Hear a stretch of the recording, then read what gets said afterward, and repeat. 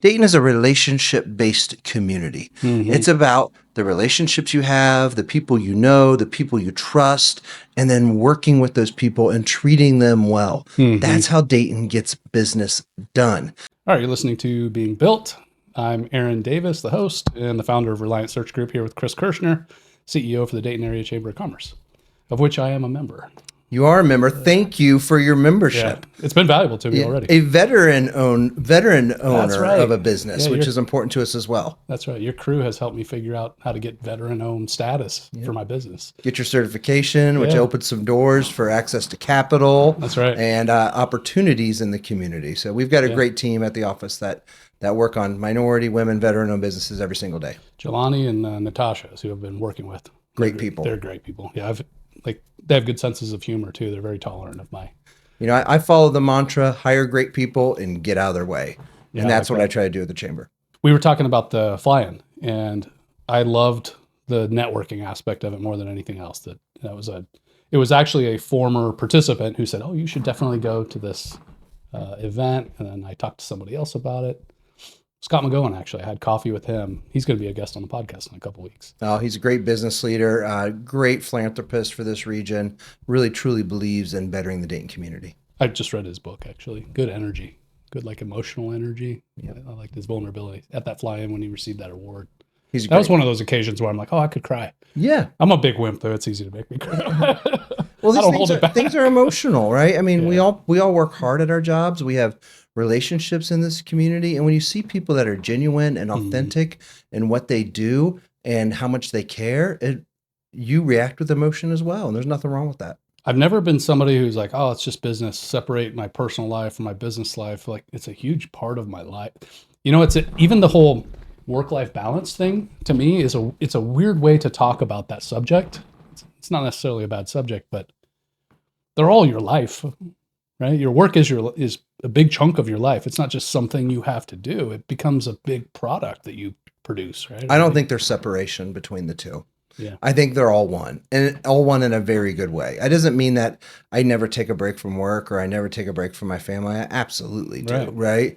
But they all intertwine. When you live and work and play in a community, everything is work and everything is personal. That's the way it is. And that's especially the way it is in Dayton. Dayton is a relationship-based community. It's about the relationships you have, the people you know, the people you trust, and then working with those people and treating them well. That's how Dayton gets business done. And that connects in your personal life too. On my kids' lacrosse teams or basketball teams, there's people I work with in the professional community. I can't separate the two and say, it's 6 o'clock and I'm at my daughter's basketball game, so I'm not working. I'm 100% working. Yeah. And then also when I'm at work, I'm getting calls from those folks that are on my daughter's basketball team who need help in the business community. And I'm jumping right in and seeing what I can do to help them out. That's a great perspective.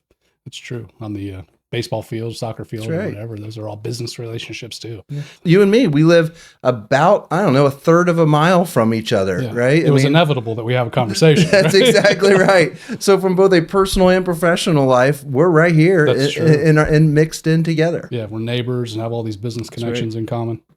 I was just interviewing a young woman from, she's been working and living in LA for the last big period of her life.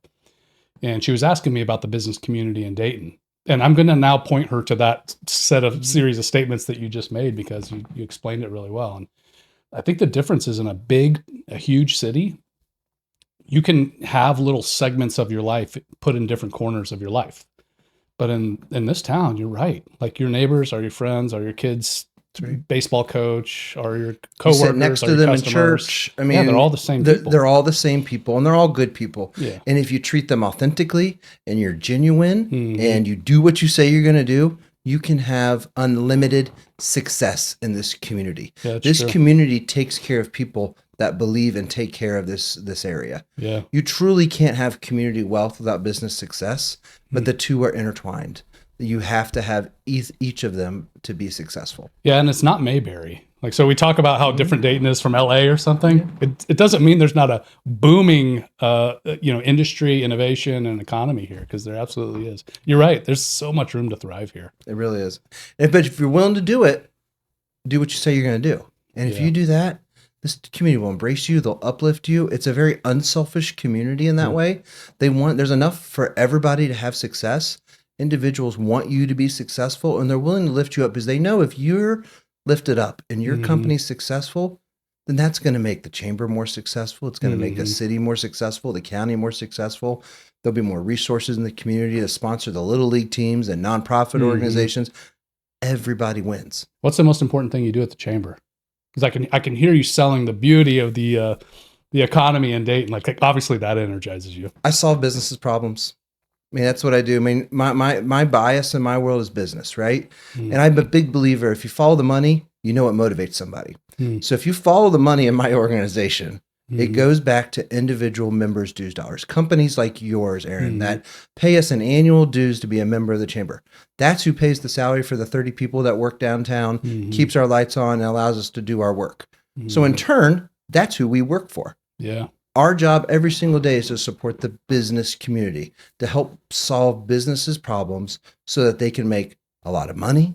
They can be wildly successful. They can hire more people. They can sponsor more teams. They can be more philanthropic. If businesses have success, the community will win.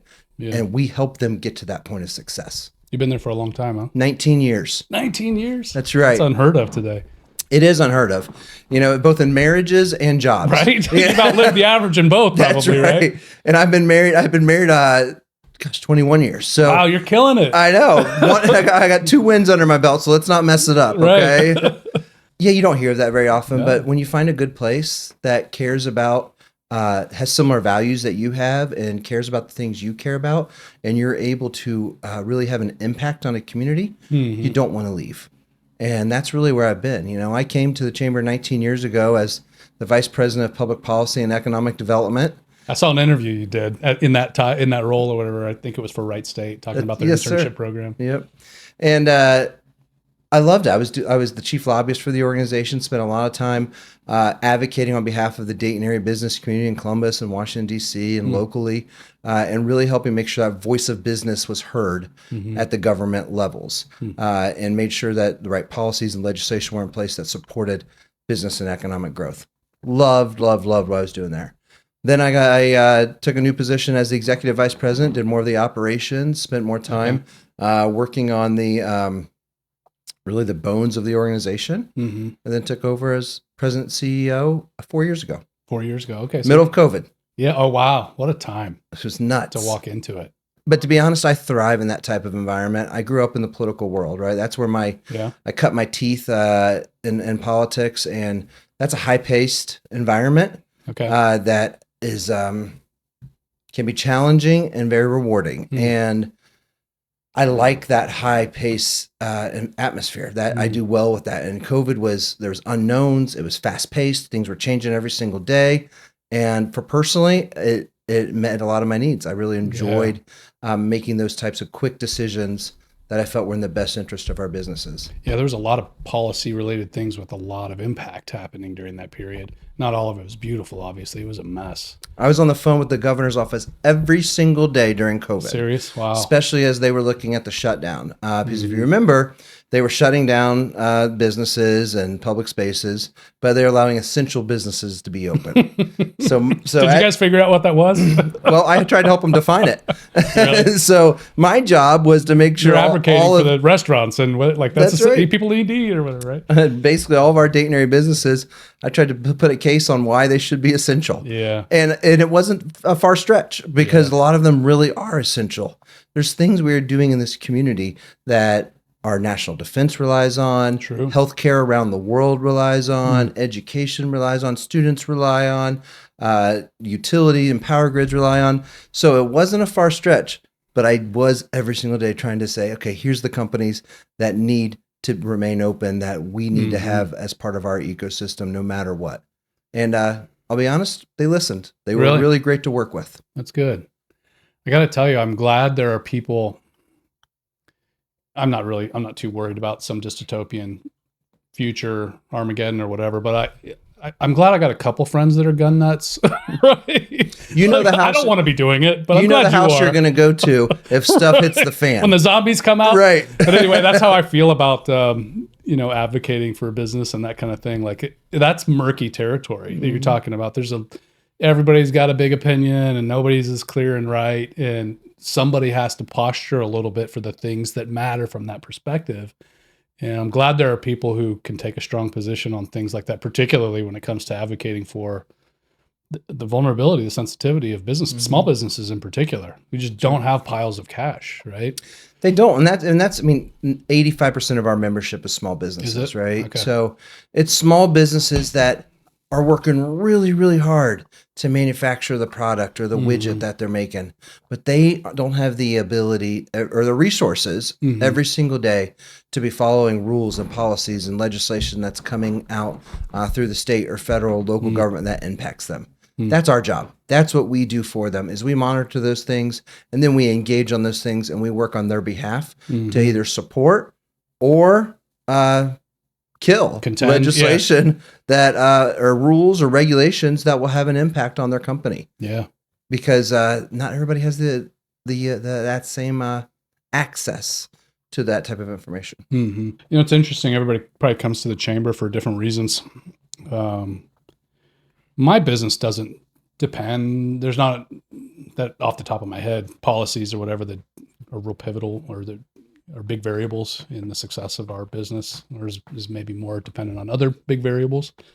But somebody like me, I participate in the events of the chamber for knowledge of the local community, business community. So like the events, learning from the panels and whatever. But maybe more than anything else is the turnout and the people who show up. That's a high value group of people. And I had a friend just the other day who was asking me like, what about these chamber events? And for me, it's perfect. I go to every breakfast since the beginning of the year, and they've been well attended. And you've had some great guests actually. We get great attendance at those events. I mean, we'll have 150, 200 people at those events, all high level business executives. If you come to a chamber event, I'll tell you who's on the stage and who's speaking is very important. But just as much value is who's at your table, who you're running into in the breakfast line, because that is those relationships are key. I mean, that's what Dayton is. Dayton's about relationships. I've already made my dues back. I mean, I think I did in like 2 months. And I hope you make a lot more. I did. Right. It was multiples more. I had a member come to me the other day. I just saw him at NCR Country Club. He had just finished up a round of golf with some colleagues and talking about the fact that he made 20% of his book of business by coming to a chamber event for the year. Oh, wow. For the year. And I love that. And I want him to make more. That's why Dayton is special. Yeah. When you know somebody, you see them, you trust them, you have a relationship with them, you're going to do business with them. And we are the facilitator of that interaction. We are that conduit that brings people together. Now, there's also a negative to this. It's also hard for folks from other communities to break into the Dayton business community because it's so relationship heavy. Again, that's where the chamber plays a role. So if you're from that little suburb to the south of us, what's it called? Cincinnati. That's right. And if you're from, let's say, queen that our jewel sits on. That's right. Crown that our jewel sits on. And Cincinnati's a great community, and I'm always me and the chamber president down there always have a jovial relationship about this. I love Cincinnati. I got customers down there too. That's great. It's a great community. It's a great community, and anyway, when there's folks from a Cincinnati business community that are trying to do business in the Dayton business community, they usually come to the chamber because we're that entry point for them. They need an organization that vets them. They need an organization that can help be that entry point for them to give them access into our business community. That's a natural role we play. And we get folks from other communities that engage with us so that they can break in to this business community. I work in the search hiring business, and there are organizations that go from small to like my personal network has kind of run out, and now scaling to the next level, I got to figure out how to hire strangers, right? Or secondhand connections or whatever, right? That's a difficult transition to go to, where you're now like your team is not made up of like close at hand, friends, family, whatever. However you get that, old coworkers or whatever, they're all kind of known quantities. And then you have to go to that one next level of scale. That's kind of Dayton. So like Dayton might be hard to break into because we're accustomed to being, 2 degrees removed from everybody. Like you don't have to Kevin Bacon this thing, right? That's right. Like, you just need the Kev. That's right. That's exactly right. Like everybody's like one handshake away from anybody in this city. If there's somebody you don't know, just ask the person at the cocktail party tonight, Right. and I'm sure they can make the connection for That's you, exactly right? right. I mean, and you don't even need the chamber to do that. People in this community are very generous, right? Yeah. I mean, they will make those connections for you, Right. And they'll help you out. I mean, if I sum up, the Chamber of Commerce and what I do personally, it's real simple. I do favors for people, and I ask people to do favors for me. That's what I do. And I don't mean that in a shady way at all, right? I mean, Aaron, I might need a favor from you today. Aaron, will you help connect me with this company you're working with? And you're more than generous, and you're happy to do that. And then 2 weeks later, you call me and go, hey, Chris, I really need help with this connection out at Right Pat. Can you help me with this connection? 100%, Aaron. We're doing favors for each other to help each other be successful. And that's how the Dayton business community works. What's the most important policy you're focused on these days? Oh, man. Your top 3, or what were you focused on today? I don't know. Well, today is June 7th. Okay. And on June 7th, what has me most concerned is the fact that at the federal level, it is laws seem to be being executed through the rulemaking process instead of through the legislative and congressional process, due process that has been set up for consideration of those types of things. So that's a very formal way of saying there's rules that are being passed right now that are negatively impacting the business community. There's another process they should be going through. They're not going through that. So I'm very focused on that and how that impacts the business community. So you're going to say, Chris, what are you talking about? Like, what kind of rules are we talking about, right? Non-competes? Is that what you're thinking about? Is that a big one? It is. Okay. So I told you I was thinking about it this week from a employment and a search and hiring perspective. That's kind of where I come at it from. But absolutely, you're focused on it from a policy perspective. This is the beauty of this country is free enterprise. It's free market. It's being able to let a market drive economic conditions, right? And giving businesses the freedom to operate, and then letting businesses reap the rewards or reap the penalties of their actions, right? If you want to paint the walls pink in your restaurant and you want to make everybody sit on pogo sticks and then nobody comes to your restaurant, well, then that's free market, right? That's how it works. And, when I see some of these rules and regulations coming out that are getting in the way of businesses being able to operate freely, that's not the country we live in. That's not who we are. And, so the non-compete issue where non-compete agreements were banned by the federal government through a rulemaking process. That's not something we like to see. And the reason is because it restricts business freedoms. A business owner should be able to put non-competes in place if that's part of their business model. Just like a business owner of a restaurant might require a uniform for their employees, right? The employee might say, well, I really want to wear a hoodie and jeans. Well, I'm sorry, you have to wear this uniform. It's required of the job, right?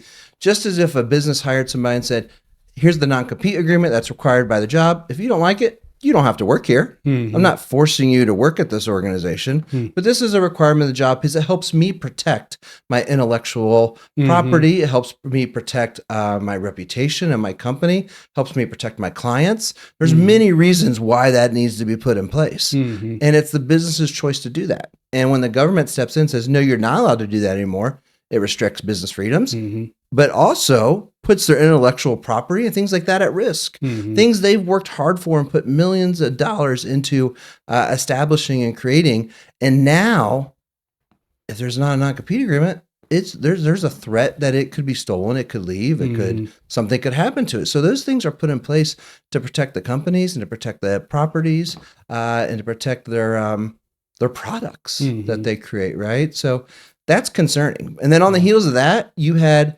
another rule come out in the federal process, and something else that should have gone through the congressional deliberations and it didn't, having to do with raising the minimum salary threshold for non-exempt employees from $35,000 up to $55,000. That's a really big deal for a lot of businesses. It's going to cost them millions of dollars if that happens. They're also going to be it's also going to be a huge administrative burden, right? They're going to have to change the way they do reporting, change the way they track hours. No longer have those salary employees. Now they have to have hourly employees that are subject to different rules than salary employees, and just creates a huge administrative burden on the business community. Now, anybody listening, I wouldn't go right out and change your policies just yet. Talk to your HR. Challenge, right? Yeah, but there's legal challenges happening in the works right now on both of these things, right? Yeah. I mean, how do you think that'll turn out on each? I think they're going to be in favor of the business community because these are fundamental constitutional freedoms that are being threatened by these policies. So I think the business community is going to win. I think if we just give it some time, this will get worked out in the courts. The courts are smart. They'll see the light here on what's happening and say, hey, if you want to consider this federal government, that's why there's a Congress. Introduce a bill, debate it, consider it in a congressional setting. That's where something like this should be considered. I think that's what the courts will tell them. Which are you more concerned about? The policy itself and its implications, or the process by which the ruling was made? Me personally, you can't say both. That's not fair, it's the process. The process is a slippery slope. Yeah, you set a very strong precedent.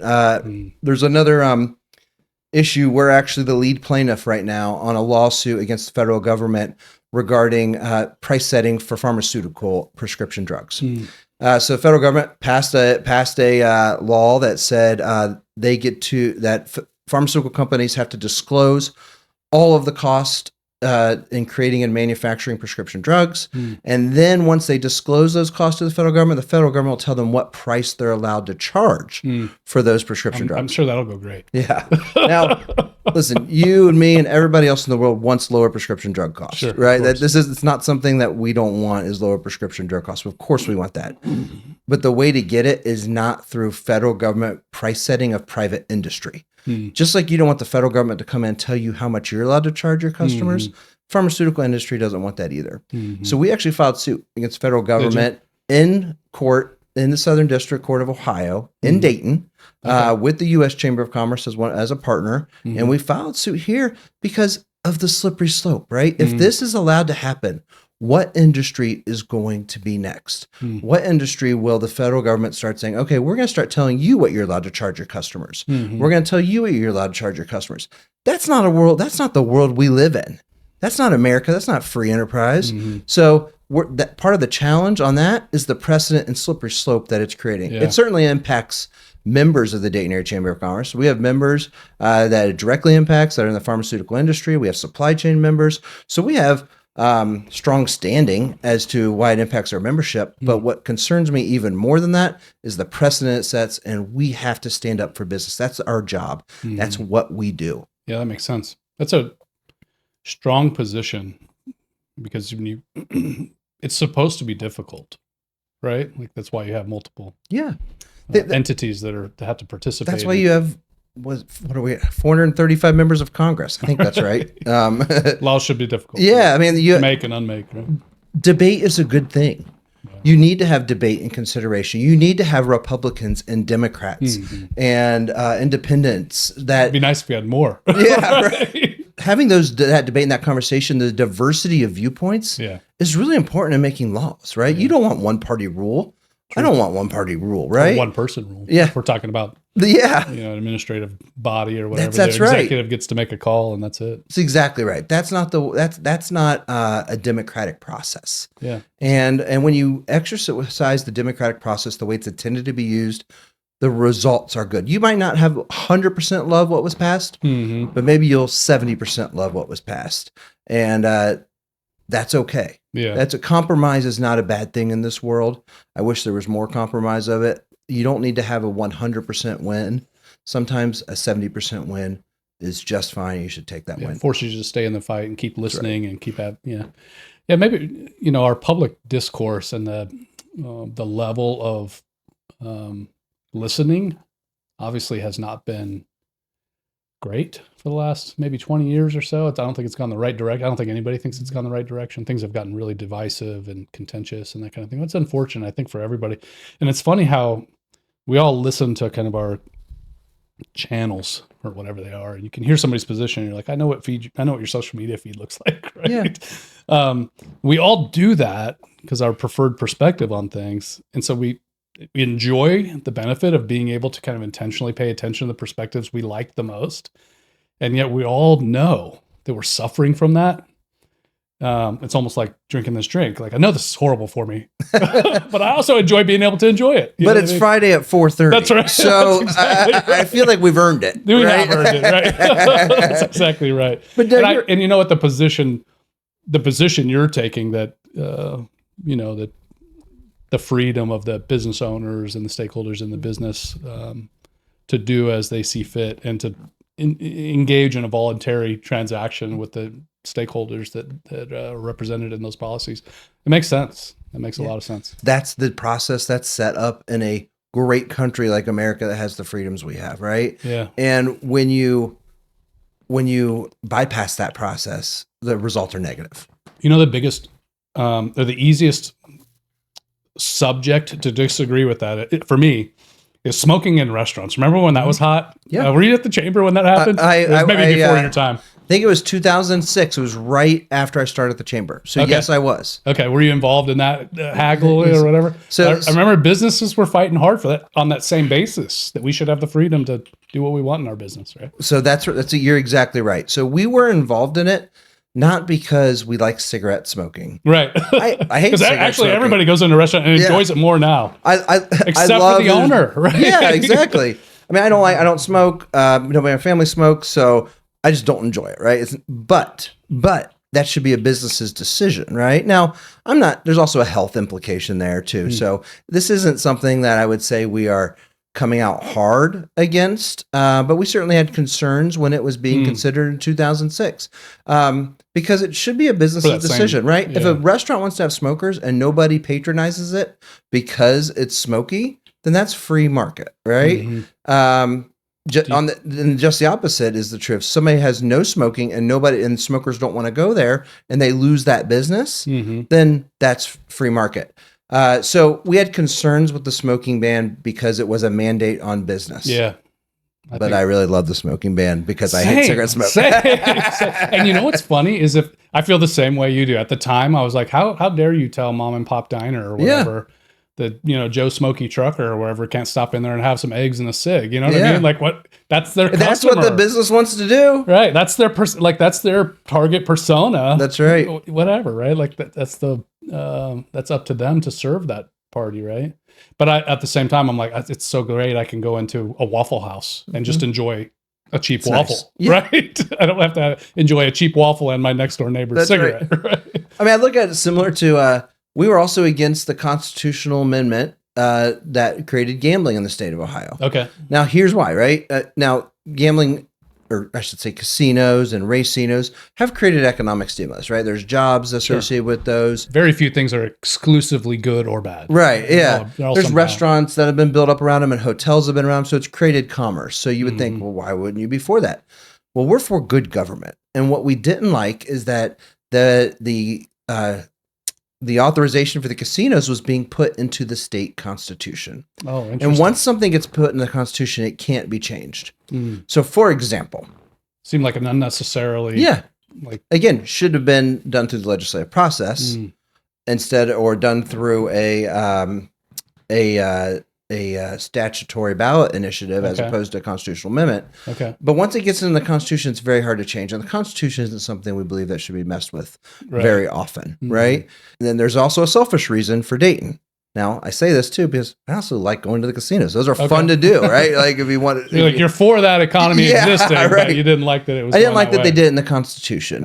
So because they put the actual specific geographic locations in the state of Ohio where the casinos were allowed to be located into the state constitution. Wow. So that means if Dayton wanted a casino, name your place in Dayton. If the people of Dayton decide that's what we wanted, the only way for us to get one is to do another constitutional amendment. That's wild. That's crazy, right? I mean, that's not free enterprise. That's not free enterprise. Now, if they wanted to authorize it through the legislature and then have some kind of lottery process, kind of like they're doing with marijuana dispensaries now, where they've authorized it and now they have a lottery process where they allow so many licenses to be handed out. That's a different story. That's a fair, competitive process. Okay. We like competition. We like free market. Yeah, that's interesting.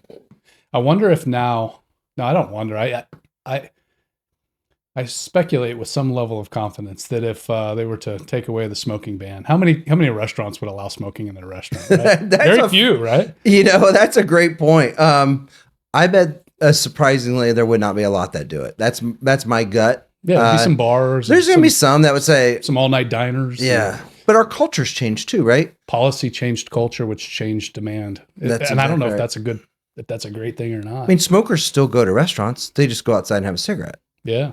So there's that culture has changed. I guess the question that begs is imposing policy. Well, the thing is, it doesn't matter, because I was going to say, is imposing policy that has a positive cultural change a good thing if by bad means, but it's the precedent that it creates. The means matter, right? That's right. The means matter. So how it's done matters. It might have been better if it had taken another 20 years. Yeah. I don't know. Maybe not. Yep.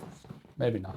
It's interesting. I mean, these are things I do. I mean, this is what the chamber does. We're real engaged on the public policy side. Yeah. We got 3 registered lobbyists at the chamber, including myself, that work on this stuff all the time. So it's what I love. I mean, you can tell from our conversation today that it hasn't been hard to wind you up. Yeah. it's what I love, but it's my background too, right? I mean, my background's political. It's where I cut my teeth. You started in politics as a kid, right? Kid in college. That was your passion, wasn't it? I did. I was at Wright State. I went to Wright State University. I was a pre-law political science major, swore I was going to go to law school. Okay. Went out, actually did some work for the city of Kettering's law department and city manager. Oh, interesting.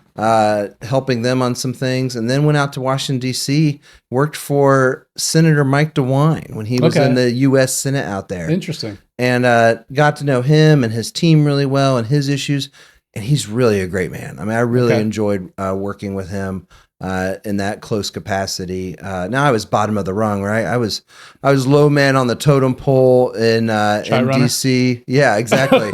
I was running notes up to him at the dais and committee hearings, but you learn a lot. You learn a lot by observing and watching and being a part of something special. What was your big break when it comes to kind of getting into an influential crowd? I mean, you found yourself in an influential position with a lot of impact and authority, and a lot of people of influence trust you, rely on you, and you're a conduit for a lot of those impactful decisions. What was the break that took you there instead of 1,000 other things that could have happened to you? In all my roles I've had, political roles at the chamber, I've been in positions of influence, right? And when you're, even as a low man on the totem pole working for a U.S. senator, you still have a position of influence, right? And you have to know how to handle yourself. You have to know what is okay for you to influence and what isn't okay for you to influence. And people come to you for things, right? After I left D.C., and this will help answer your question, just continues the story. I came back here and worked on the campaign for a guy from Kettering by the name of John Husted, who was running for state representative in the state of Ohio. And first-time runner, young man. He was actually the vice president of business and economic development at the Dayton Area Chamber of Commerce at the time. Wow. Okay. And he was running for the state house, and I helped him with his campaign. Everything from managing yard sign distributions to door-to-door to mailers to some campaign strategy, which at that level, your campaign strategy really is just work really hard is your campaign strategy. Out-hustle the other guy. Yeah, out-hustle the other guy. And fortunately, I had a really good candidate that knew how to do that well and didn't take a lot of convincing. So he was already out there hustling and working hard before I even hit the ground. But then went to Columbus and worked with John and was in his legislative aide, helped him with his campaign to become Speaker of the Ohio House of Representatives. Got him elected Speaker of the House, and then helped on some other political campaigns that he asked me to do across the state, and helped him really just start to build his brand and his political brand and his political machine in the state of Ohio, and really just start to help work on those types of projects. Again, in a position where I had access to him. I had access to his to conversations with him, and therefore put me in a position of influence, right? And I had to learn how to use that influence for good and not use that influence for bad. And so all along in my career progression, I've had opportunities to be in a position of influence, and I've been in that position of influence. And I think it's just having the sense and the ability to know, hey, here's what I should be influencing, and here's what I shouldn't be influencing. Sometimes knowing what you shouldn't be doing is more important than actually doing what you think you should be doing, and being able to say no to folks, right? Like what? Well, that's a great question. There's been a lot of no's we've had to say over time. What was one you knew you needed to get out from on, like some expectation you knew you needed to get away from early in your career? I don't know if there's an expectation. I was always pretty good about putting myself in the right position for the right opportunities. I'm very opportunistic. When I see opportunities, I'm able to put myself in the right area of influence or the right position to maximize success for myself personally or for whoever I'm representing at the time. Yeah. And so I don't know if there's ever a moment that really I felt like I had to excuse myself from in a way. And I've certainly had challenges over my time and my career at the chamber. There's been great success I've had, and there's been really, really big challenges that I've had. But I would say if I had to give advice to any young folks in the political world, my advice to them would be shut your mouth. Really? And don't talk a lot. Okay. Yep. Because you're learning, you're soaking it up, and you're going to hear a lot of things that are really important things. When you're driving around a U.S. senator in their car, you're driving around the Speaker of the House around the state, you hear phone conversations, and you're privy to information that not a lot of people are privy to. And sometimes most of the time, your role is to not repeat what you hear. And those that honor that confidentiality are rewarded with opportunities. And those that have loose lips, exploit their inside position. Yeah. That's exactly right. Yeah. And that's no way to build trust. Yeah. And trust is a big deal in today's world. I mean, you see it. You see it on the political stages, right? People don't trust each other. You know, there's a survey done recently about just who people trust. And, media, they don't trust. Government, they said they don't trust. One of the last trusted institutions is somebody's employer. They still feel like they can trust their employer and their business. So that's a big responsibility put onto the business community. So that trust matters. Nothing makes somebody more recruitable than that trust being broken. That's right. Right. I mean, it's really easy to take somebody out of an employer who said X and did Y, right? Or said A and did Z. And then being authentic and genuine too. I mean, I think so that trust is important, but be authentic and genuine as a person also puts you in a position for success, because there's a lot of people who aren't who they say they are. Try to put on the right mask that they need to put on for the day or the meeting or the event that they're having. And if you're just an authentic and genuine person, you own your flaws, and you bring good benefit to the people around you, you're going to have success. Trust, authenticity, being genuine, that's what matters. I think there's a lot of salesmanship that happens these days. Like everybody feels like they're being sold, right? I wonder if that contributes to this. Everybody has a desire for more trust and authenticity. I think that's a natural thing, to want to know the truth and to want to know who you're really dealing with. And we're pretty good at like seeing through people's, we pay a lot of attention to faces, and we're great at those subtleties, and nonverbals are important and that kind of thing. But I feel like today it's because we're such a high advertisement, very commercial economy, everything's very kind of ads, and there's a lot of imposing sales behaviors and that kind of thing. I think that what I've experienced myself as a small business owner, is that people really appreciate not being sold. And I think that means like taking down the level of like asking for something or pretending to be something. It just feels like that appreciation for sincerity has grown as the volume of commercials has grown, right? Aaron, I equate it to the handwritten note, right? In a world of email transactions, which I wouldn't even say emails anymore, in a world of text communications, right? And if you take the time to write a handwritten note to somebody, it stands out a lot more. True. Right? Just like that trust, authenticity, not being a salesman all the time stands out even more to individuals because they're being bombarded with all these other types of ways that automated people are outreach is just trash now. It's worthless. That's right.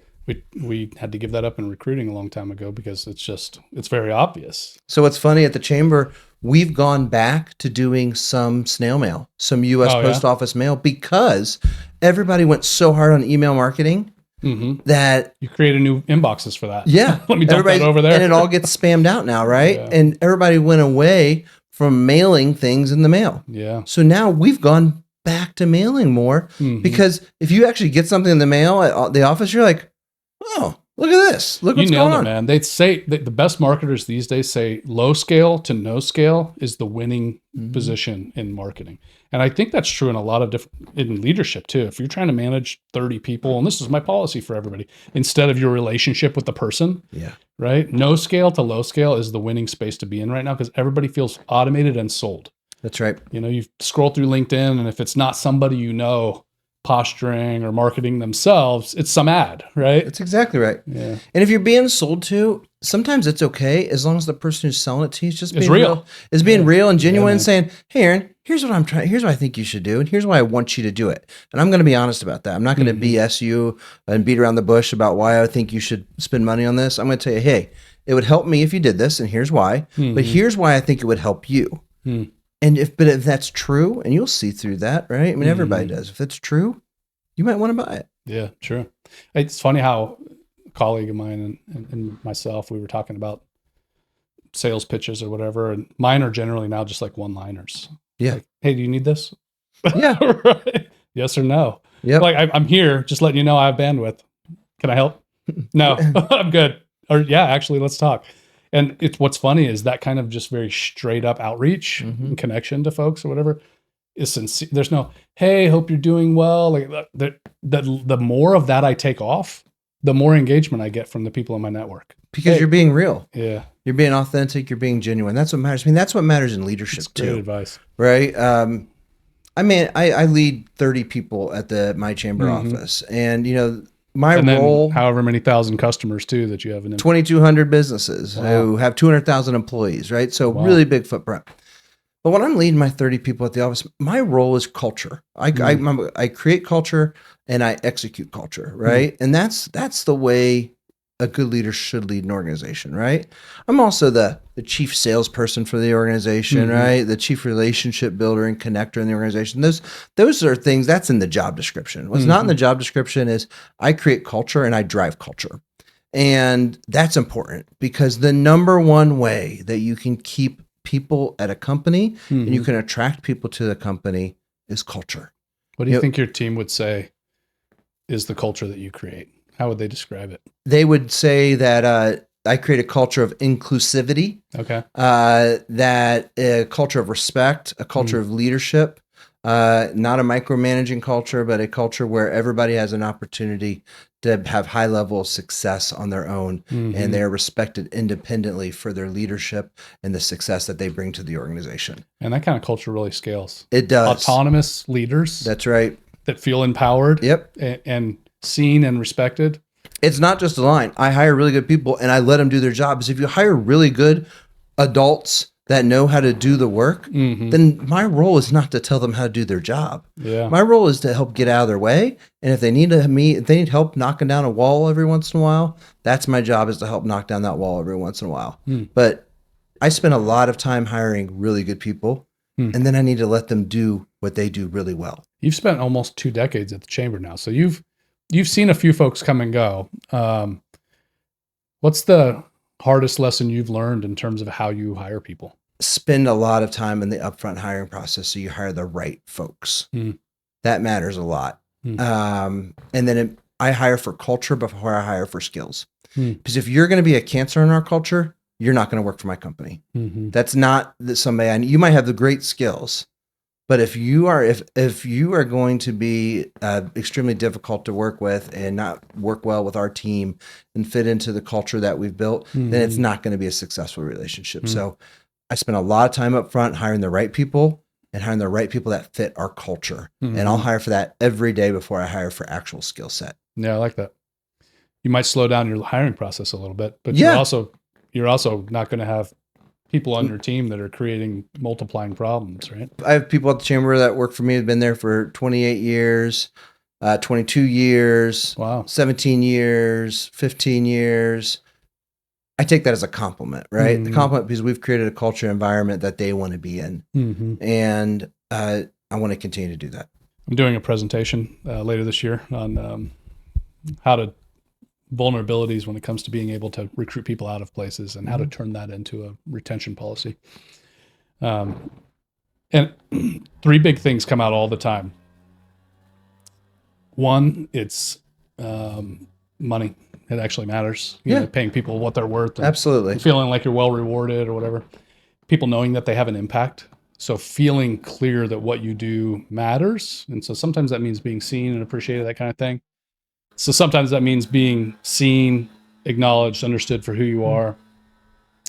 And then sometimes it means being engaged in the right thing and like getting some direction about where the organization's going so you can be sure that you're in the right place.